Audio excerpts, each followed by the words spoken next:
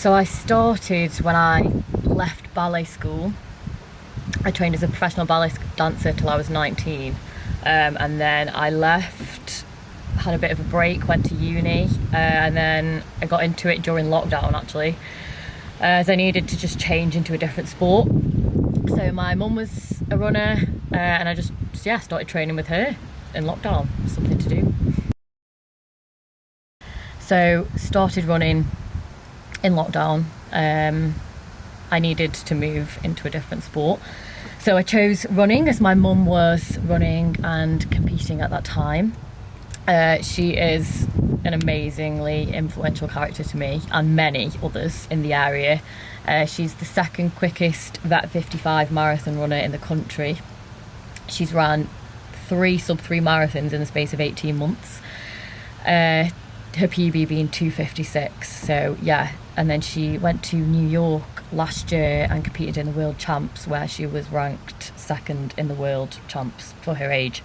So she's achieved massive things. She ranks top 10 across all distances in the country. So she was definitely, and still is, my inspiration and my reason, really. No, I did not expect to win. I'd seen previous times and I'd had a chat with my coach before running it, and I thought, when he said to me, potentially I could get on the podium, but you never know who is going to turn up to a race like that. You could have some really, really quick girls just turn up and have the same idea. So yeah, I just went into it quite open-minded. I just went to go for a PB really. I'm still quite new to the half distance. It's only the second half I've ever properly trained for. So yeah, just went into it with an open mind. Obviously didn't recognise any of the girls on the start line, so I didn't really know who I was up against. And then started running and took the lead literally from the gun, and then obviously had to hang on to it. So yeah, it was a really, really great experience. And then following that, I've just had some obviously really good opportunities pop up. I'm now an ambassador for Sturka, the electrolyte and gel company. So yeah, it's been really good since. Around pretty much the same week in, week out, unless I'm racing. So I cover around between 50 and 60 miles a week. Usually 2 hard sessions within that, 1 on the track, 1 on the road, and then just easy running in between. It's hard. You're always at a disadvantage. From the minute I step on a start line, I am disadvantaged to your average person, but I never use it as an excuse. So being a type 1 diabetic, nerves increases your adrenaline, and adrenaline causes your blood sugars to skyrocket. This makes you more fatigued than the average person. It can affect your vision. Your vision can go blurry, and then you can also get the counter effect. So if I were to correct a high blood sugar in anticipation of going high due to nerves, I'd then have a low blood sugar, and that's even more dangerous. So that can cause obviously like passing out.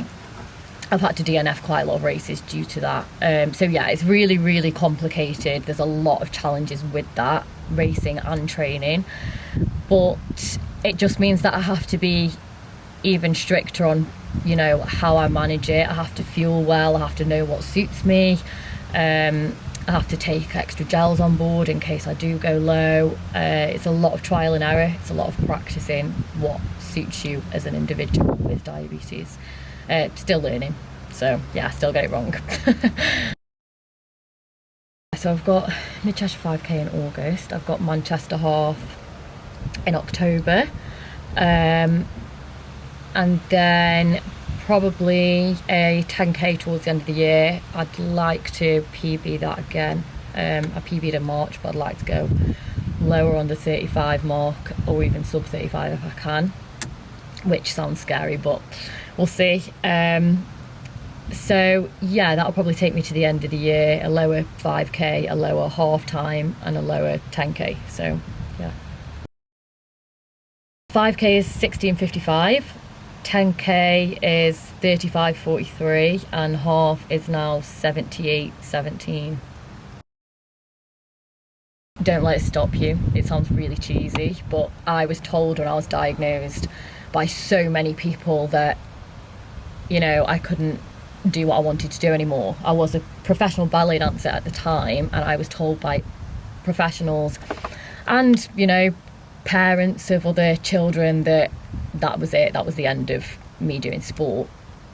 I obviously didn't become a professional ballet dancer, but that was of my own choice. I moved then to running.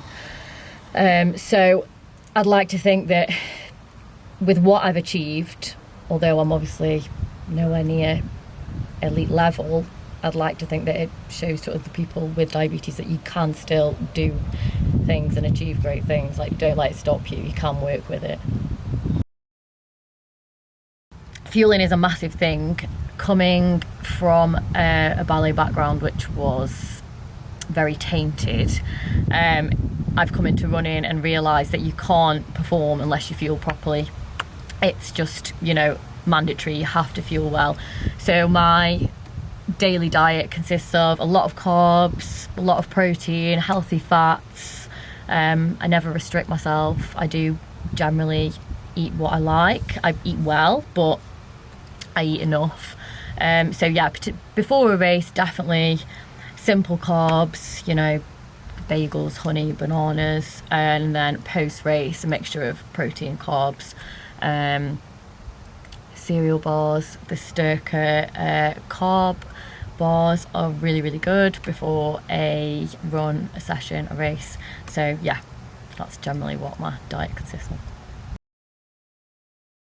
Hard question. I'd say 5k I'm probably best at. I still have a lot to experience over the half. I've never done a marathon, so I can't answer that.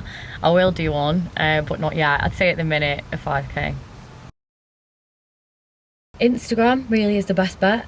So my Instagram account is georgia.stanfield, and then I've also got a running account that I put my mum's achievements on as well, because she's super impressive. That's Stanfield X Speed. I am going to try and start posting on TikTok as well. So yeah, bear with me on that. But yeah, they're the main platforms.